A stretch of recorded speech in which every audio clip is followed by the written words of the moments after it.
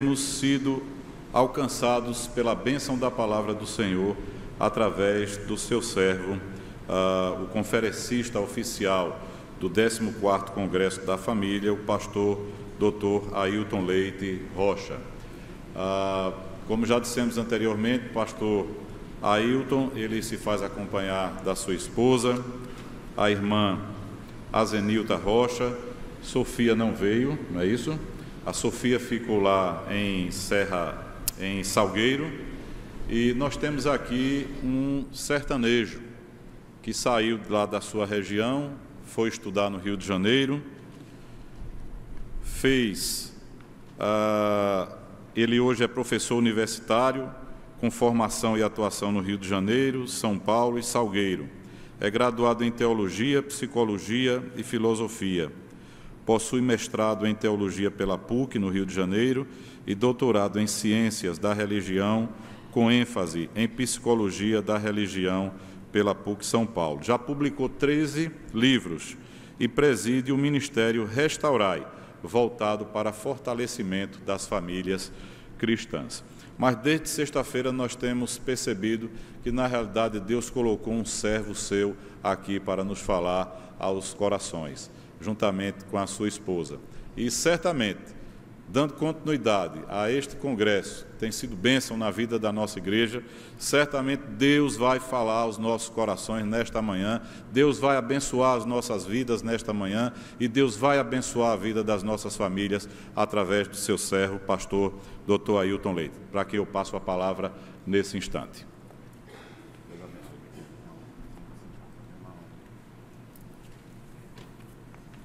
Meus queridos irmãos, muito bom dia.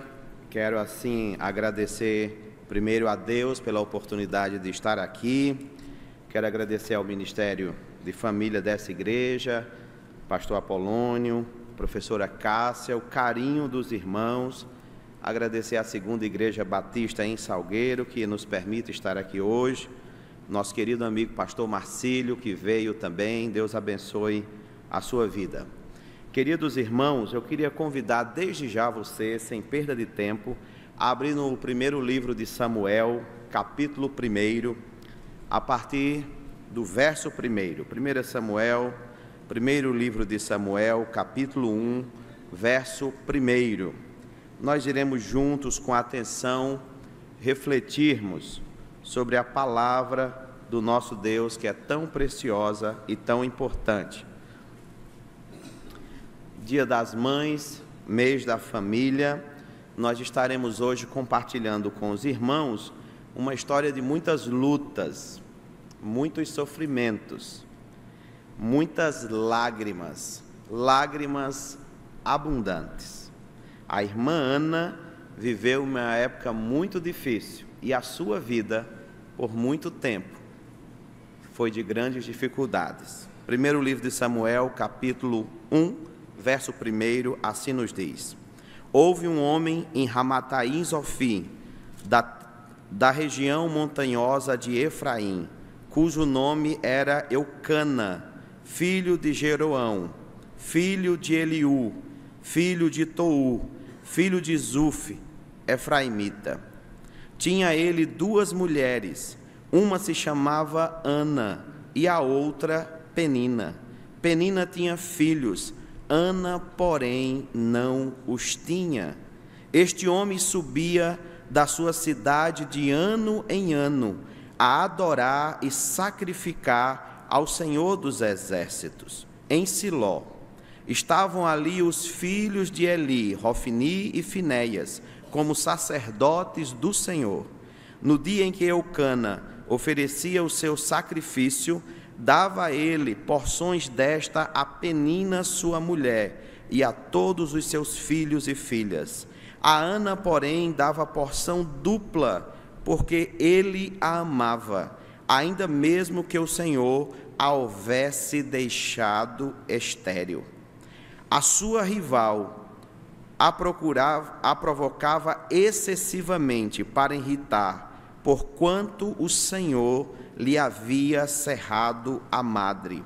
E assim o fazia ele de ano em ano, e todas as vezes que Ana subia à casa do Senhor, a outra a irritava, pelo que chorava e não comia. Então Eucana, seu marido, lhe disse: Ana, por que choras? E por que não comes? E por que estás de coração triste?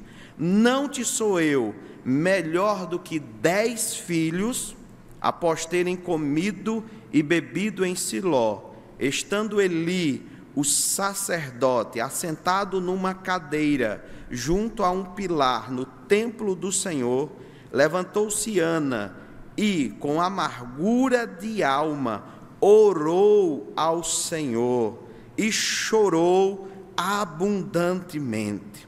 E fez um voto, dizendo: Senhor dos exércitos, se benignamente atentares para a aflição da tua serva, e de mim te lembrares, e da tua serva te não esqueceres, e lhe deres um filho varão, ao Senhor o darei por todos os dias da sua vida, e sobre a sua cabeça não passará navalha.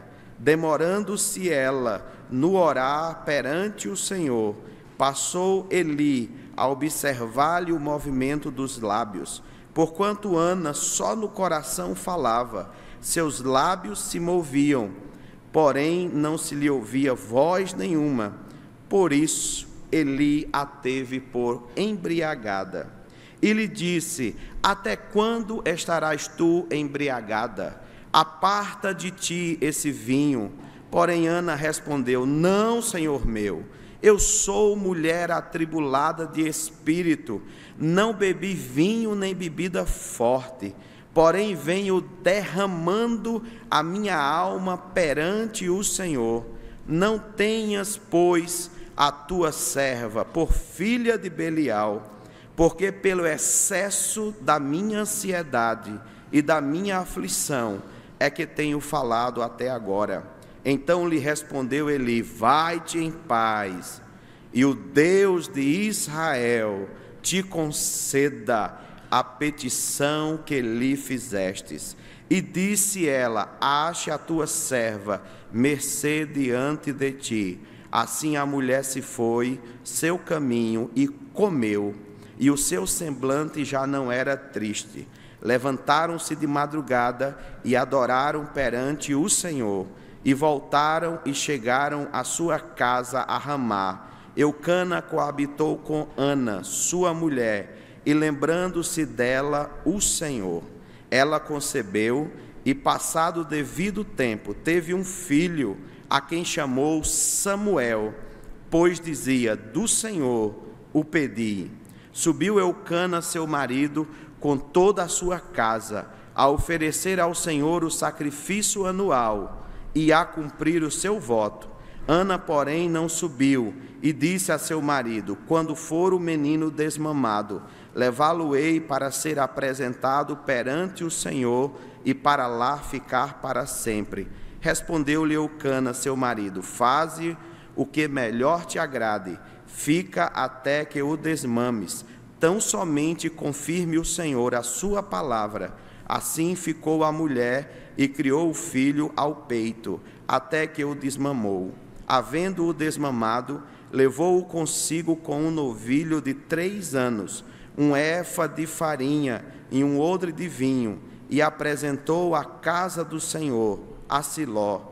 Era o menino ainda muito criança. Imolaram o novilho, trouxeram o menino a Eli. E disse ela: Ah, meu Senhor, tão certo como vives, eu sou aquela mulher que aqui esteve contigo, orando ao Senhor. Por este menino orava eu, e o Senhor me concedeu a petição que eu lhe fizera, pelo que também o trago como devolvido ao Senhor por todos os dias que viver, pois do Senhor pedi, e eles adoraram ali o Senhor. Oremos. Deus de Abraão, Deus de Isaque e Deus de Jacó, perdoa, Senhor, os meus pecados, perdoa os pecados de meus irmãos, fala aos nossos corações, Fala, Senhor, pois precisamos ouvir a tua voz. Importa que o Senhor cresça e que nós diminuamos, em nome do teu Filho, Jesus Cristo. Amém. Queridos irmãos, nesta manhã estaremos refletindo sobre uma mãe extraordinária que ensina sobre família. E essa mãe se chamava Ana. Ana, meus queridos, vivia em uma situação, em um contexto muito difícil, na época dos juízes, depois de Josué e antes de Saul, um período de 3.000 anos atrás. A nação não tinha rei, era governada por juízes, alguns juízes bons, mas muitos juízes maus e cheios de pecado. Naquele período houve pelo menos 6 ciclos de punição de Deus, e Deus restaurando, e o povo voltava a pecar. A época em que Ana nasceu era uma época em que os juízes pecavam, e pecavam muito, e levavam a nação a pecar. Os sacerdotes, se você observou no texto, Hofni e Finéias, eram filhos de Eli, eram homens perversos, homens prostitutos, pessoas que deveriam adorar a Deus, corromperam-se na fé, e por isso foram punidos juntamente com o seu pai, Eli, que não os puniu adequadamente. Os juízes pecavam, os sacerdotes pecavam, e o povo pecava, conduzido por estes líderes. Sabe qual a consequência disso? Lá no mesmo livro, no capítulo 3, no verso 1, tem ali um recado. O texto diz que as visões de Deus e a palavra de Deus era muito rara. Esse é um recado de Deus. Todas as vezes em que ocorre pecado, Deus se afasta. A palavra de Deus e as visões de Deus eram raras. Meus queridos irmãos, em um contexto de pecado, Deus se afasta. Não é possível estarmos com Deus e estarmos com o pecado. Quem se aproxima do pecado, automaticamente se afasta de Deus. Quem se aproxima de Deus, automaticamente se afasta do pecado. Definitivamente não era um tempo bom para se viver, uma época de incertezas. Eu ouvi, tempo atrás, um professor dizendo o seguinte: eu nasci na época errada. Quando eu era aluno, o professor podia tudo e eu, aluno, não podia nada. Mas eu estudei, cresci sem poder nada, fui para a faculdade, fiz faculdade e virei professor. Aí tudo mudou. Agora o professor não pode nada, e eu sou professor, e o aluno pode tudo. Ele diz: eu nasci na época errada. Ana era alguém meio assim, nasceu na época errada. Mas algo pior aconteceu. Ana era estéril. E essa notícia, em qualquer época, abala qualquer mãe, qualquer família. Mas para a irmã Ana, naquela época, era ainda pior. Essa notícia, meus irmãos, deve ter caído como uma bomba no coração da irmã Ana. Imagino quanto choro, quantas lágrimas, quantos porquês. Por quê? Ana era crente, Ana era piedosa, Ana era uma mulher de Deus e se via numa situação muito difícil. Isso quer dizer que servos de Deus, servas de Deus, podem passar por dificuldades. Isso quer dizer que as famílias podem enfrentar, sim, grandes dificuldades. A esterilidade era considerada uma grande maldição, mas a coisa piorou, por incrível que pareça, porque Ana tinha uma rival. Sua rival era Penina, porque o seu esposo tinha 2 mulheres. Isso nunca deu certo. Mas a Bíblia não diz que tinha homens na Bíblia com 2 mulheres. Pode observar, todas as vezes que a Bíblia registra, tem um problema atrelado. É uma denúncia, não dá certo. E o pior é que Penina tinha muitos filhos. E o pior é que Penina não era uma mulher de Deus. Penina provocava Ana. Ah, meus irmãos, quando a gente está sofrendo e vem alguém e ainda provoca, é muito difícil. Isso é muito pior do que o torcedor do Náutico quando ganha uma partida da gente. Se for o torcedor do Náutico, a gente sabe que tão logo a alegria dele passará. Mas no caso de Penina não parecia. Ana parecia que ia sofrer pelo resto da vida. Queridos irmãos, você já teve a impressão que as pessoas que não são de Deus estão melhor do que você? Era mais ou menos assim. Ana olhava para si e dizia: por que, Senhor? E Penina, que não queria muita coisa com Deus, a provocava. Ana deve ter ido aos melhores médicos da época, e o resultado devia ser um só: não tem jeito, esquece isso, Ana. Mas, meus irmãos, a coisa piorou, por incrível que pareça. Pastor, só notícia triste? Infelizmente é. No capítulo 1, no verso 7, diz que Ana chorava e não comia. No verso 10, diz que ela tinha amargura na alma. No verso 10, diz que ela chorou amargamente. No verso 15, diz que ela estava atribulada de espírito, aflita. Ana chora o tempo todo, atribulada, aflita, ansiosa, triste e não come. Qual é a conclusão? Depressão. Ana estava depressiva, mas ainda não acabou. Infelizmente não acabou. Tudo indica que esse conflito de Ana começou a abalar o casamento. Eucana era um maridão. Eucana era um sujeito que amava Ana. Ele dava porção dupla para Ana. Apesar de Ana ser considerada, para a época, uma amaldiçoada por não ter filho, ele a amava. Mas um dia ele não aguenta mais. E ele chega e diz: Ana, por que tu choras? Ele sabia. Ana, por que não comes? Ana, por que estás triste? Observe, querido.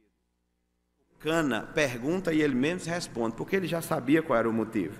E ele diz: não te sou eu melhor do que 10 filhos? E a resposta era não. Mas ela também não respondeu, né? Não foi criar problema. Queridos irmãos, certamente aquela situação começou a abalar o próprio casamento.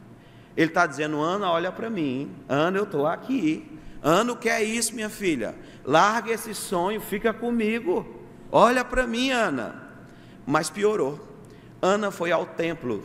Não tinha templo construído ainda, mas tinha um lugar de adoração. Nós poderíamos ilustrar que ela veio a uma igreja, e lá tinha um sacerdote. Nós poderíamos dizer que era um pastor. E ela orava tanto, ela estava tão triste, que ela orava no seu coração, mas a sua boca começou a expressar. O sacerdote passou, o sacerdote Eli, um sacerdote assim, um pastor desajeitado, disse: está bêbada, olha, nem na casa de Deus ela tem paz. Olha para ela e diz: minha filha, larga este vinho, não faça isso. Meus queridos irmãos, se fosse nos dias de hoje, esse pastor estaria em sérios apuros, não é isso? Ela disse: agora ela tem que se defender diante do sacerdote. Meu Senhor, não é isso, não me tenha por filha de Belial. Ana não tinha paz no seu corpo, porque o seu corpo era terra seca. Não tinha paz em casa, Penina a provocava. Não tinha paz com o marido, o casamento estava abalado. Não tinha paz consigo mesmo, estava depressiva. Nem na igreja, na hora da oração, estava tendo paz. Você já teve a sensação que na sua vida tudo está dando errado? Era assim: o Senhor esqueceu de mim. Pastor Hernandes Dias Lopes tenta responder o porquê tudo isso aconteceu. E eu assim resumo: porque Deus adiou os sonhos de Ana? Porque Deus adiou os sonhos de Ana, deixando Ana passar tantas lutas? Primeiro, para ensinar que o Deus das bênçãos é melhor do que as bênçãos de Deus. Ana queria desesperadamente um filho. Ela queria a todo custo um filho. Ela queria de qualquer jeito. O desejo de Ana a consumia de dia e de noite. O sonho de Ana estava virando uma obsessão. Nestas condições, se a irmã Ana tivesse um filho, o seu filho se tornaria um ídolo, um Deus em sua vida. Queridos irmãos, Deus não divide a sua glória com ninguém. Ele é Senhor absoluto. Essa mulher, com esta obsessão, ela poderia idolatrar esta criança. Em nossa cidade, nos anos 90, teve uma juíza, e ela contou a sua experiência de conversão. Ela é de uma família muito importante aqui do Recife, e ela foi a uma pregação, e a pregação era assim: você não vale nada. E ela dizia consigo: como que eu não valho nada? Minha família é muito importante, você não vale nada. Mas como? E o conflito dela sentado ouvindo a ministração: você não vale nada sem Deus. Mas eu tenho um cargo, minha família, você... Até que ela entendeu que sem Deus ela não valia nada. Entregou a vida para Cristo. Uma grande serva do Senhor, conviveu conosco por muitos anos, enquanto esteve em nossa cidade. Meus queridos irmãos, tem muita gente idolatrando sua família. Tem muitos pais colocando seus filhos em primeiro lugar. Tem muitos casais que idolatram o seu relacionamento.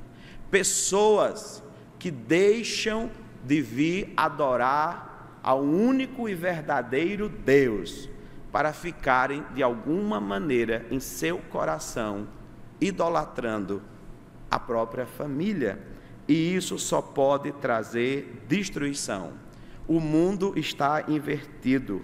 Ao invés de amar as pessoas e usar as coisas, nós vivemos em um tempo em que se usa as pessoas e ama as coisas em determinados aspectos. Para outros, ao invés de adorar o Criador, se está adorando a criatura. Deus precisa adiar os planos de Ana para tirar a idolatria do coração de Ana. Por quê? Porque Deus adiou as bênçãos. Meus irmãos, às vezes a ausência de bênção é a maior bênção que Deus pode nos dar, porque nós não sabemos nem pedir, somos incompetentes até para isso, pelo menos eu sou. Porque Deus adiou os sonhos de Ana para ensinar que as nossas maiores necessidades não são de bênçãos, mas do próprio Deus.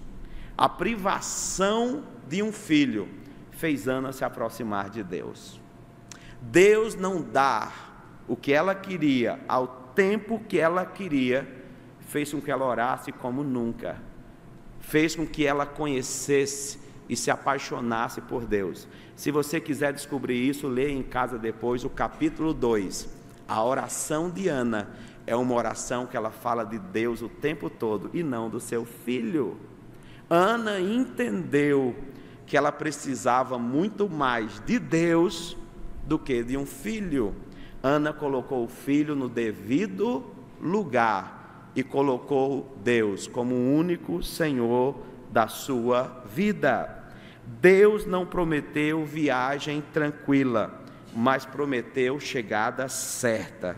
Deus não prometeu céu de brigadeiro, mas prometeu novo céu e nova terra.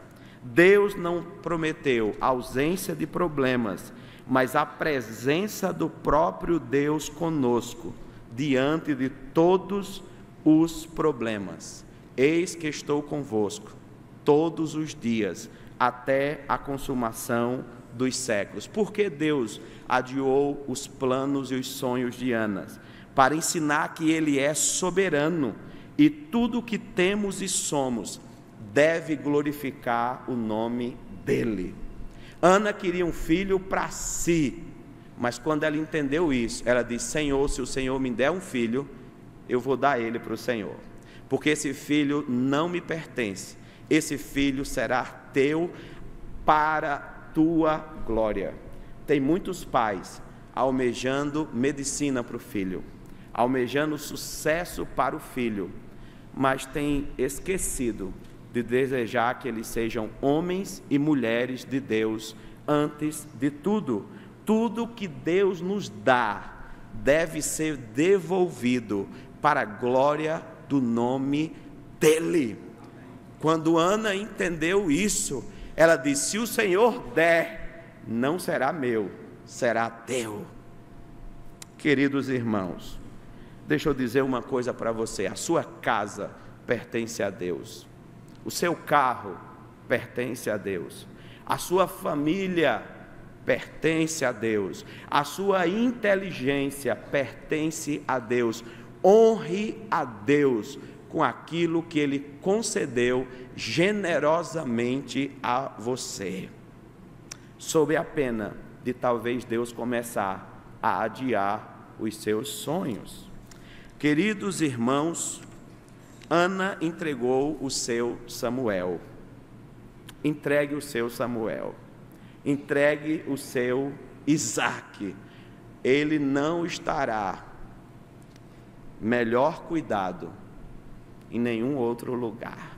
Entregue para Deus. Tudo que você entrega para Deus, você não perde. Tudo que você retém, você perde. Queridos irmãos, por que Deus permitiu isso? Para ensinar que os planos dele são maiores e melhores do que os nossos planos. Para ensinar que os sonhos deles são maiores do que os nossos sonhos. Isaías capítulo 55, versos 6 ao 9, assim nos diz: porque os meus pensamentos não são os vossos pensamentos, nem os vossos caminhos, os meus caminhos, diz o Senhor. Porque assim como os céus são mais altos do que a terra, assim são os meus caminhos mais altos do que os vossos caminhos, e os meus pensamentos mais altos do que os vossos pensamentos. O sonho de Ana era apenas ter um filho, mas o sonho de Deus era levantar um grande profeta. A Bíblia diz que nenhuma palavra de Samuel caiu por terra. Deus o confirmou como um profeta. Esse homem, que no início da trajetória a palavra de Deus era rara, a palavra de Deus se tornou frequente, porque Samuel levou a nação de volta aos caminhos do Senhor. O sonho de Ana era apenas ter um filho, mas o sonho de Deus era levantar o maior juiz do seu tempo. No final da vida, ele reúne todo o povo e pergunta: defraudei alguém? E todo o povo em uma só voz diz: não, tu és um homem justo. Que testemunho! O sonho de Ana era apenas ter um filho, mas o sonho de Deus era levantar um sacerdote santo e justo, substituindo aqueles que corrompiam a adoração ao Senhor. É da boca de Samuel que Deus usa para nos falar: honrarei os que me honram e desprezarei os que me desprezam. É da boca de Samuel que o Senhor usa para dizer: melhor é obedecer do que sacrificar. Efésios 3:20 nos diz que Deus é poderoso para fazer infinitamente mais do que pedimos ou pensamos.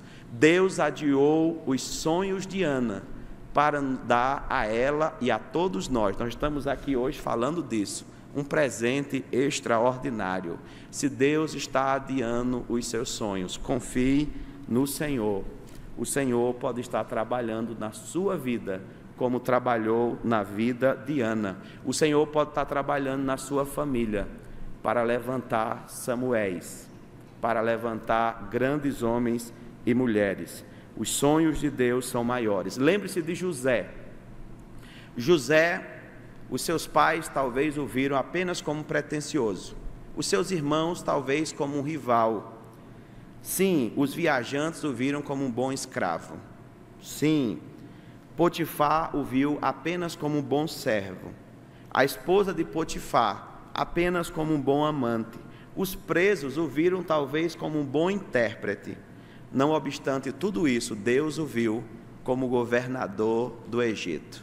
Não importa como as pessoas lhe veem, não importa nem como você se vê, porque certamente José teve hora que olhou para si e deu pena.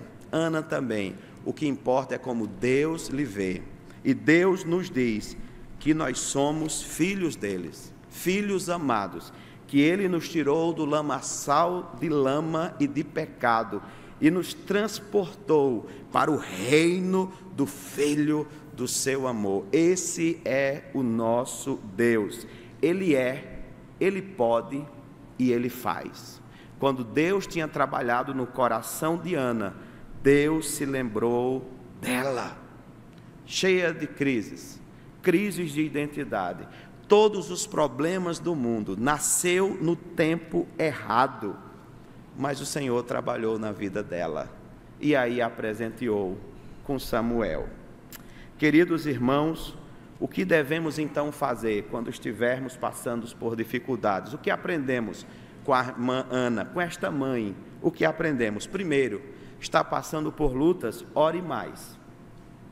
Ore mais. Essa mulher orou e orou muito.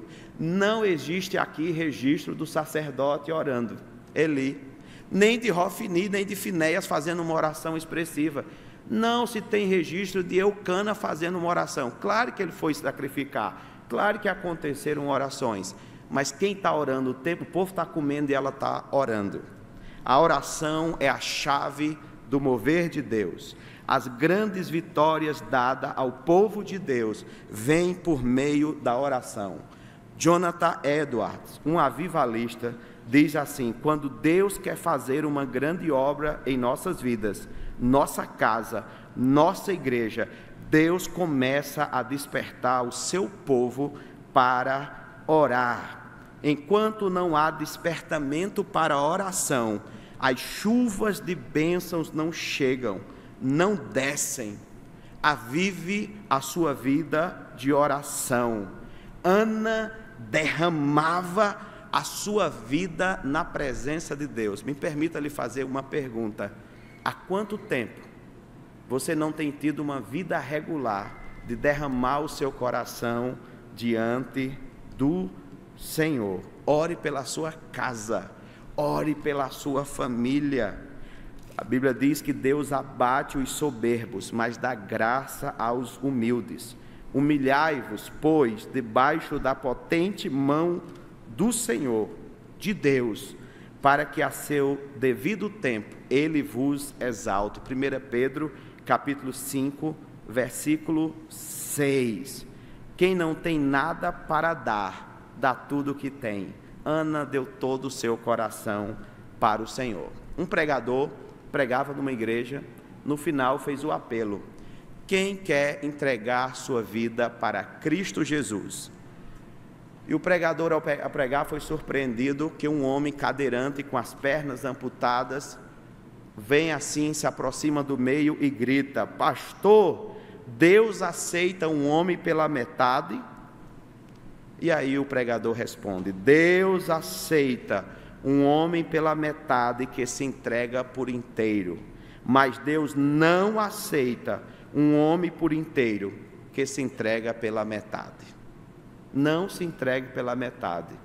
Vale a pena servir ao Senhor.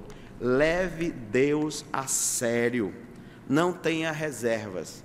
Não tenha Samuéis como plano B. O nosso único plano é servir ao Senhor até o último dia de nossas vidas. Ana orou e orou e orou insistentemente. Lutero dizia que orar é esmurrar o céu.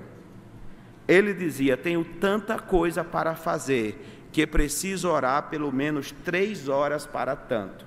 Ele entendia que quanto mais coisas para fazer, mais ele precisava orar. Geralmente as pessoas, quando tem muita coisa para fazer, oram menos. Ele dizia o contrário: quando eu tenho muita coisa para fazer, então eu tenho que orar mais para Deus me dar graça para que eu possa concluir. Lucas capítulo 18, o Senhor nos manda orar sem cessar e nunca esmorecer. Paulo, em 1 Tessalonicenses 5,17, orai sem cessar. No livro de Isaías capítulo 62, nos manda, meus irmãos, não darmos descanso para Deus. Ore. A igreja primitiva, o Senhor Jesus deu uma ordem: ficai em Jerusalém, até que do alto sejais revestidos de poder. E o poder veio, mas eles ficaram antes unânimes em oração. Na Coreia do Sul, o avivamento veio através da oração. Jesus no Getsêmani, momento difícil e de dor, está orando. Ana também fez isso. Sabe qual é o problema? Muitas orações são orações frias, gélidas, herméticas, impessoais, distantes do Criador. Derrame-se, não tenha vergonha.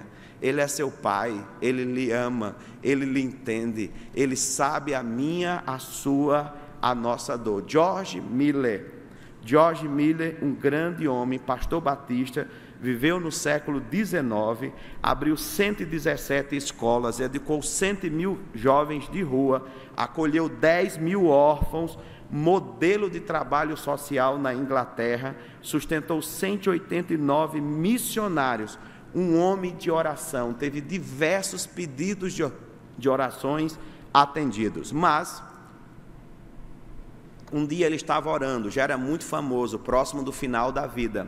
A rainha da Inglaterra vai vê-lo, ele era muito importante.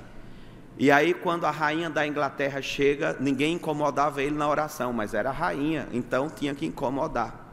Chamaram o senhor Miller, a rainha está na sala, querendo falar-lhe. E ele grita de volta: diga à rainha que não posso, pois estou falando com o Rei dos Reis e não vou atendê-la. Oração precisa ser prioridade para quem quer cuidar da família. Ana nos ensina a não desistir de sonhar com nossa família. As lutas, as dificuldades, muitas vezes, nos fazem pensar que os problemas são insolúveis.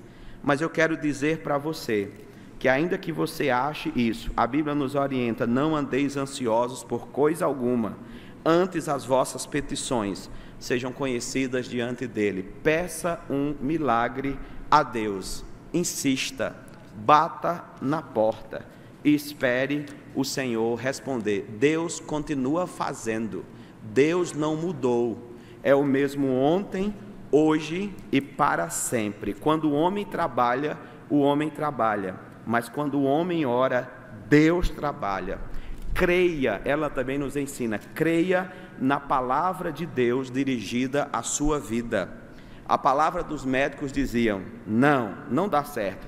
Penina dizia: não vai dar certo. O marido dizia: Ana, desiste disso. Eli, a primeira palavra de Eli foi: tu estás bêbada. Mas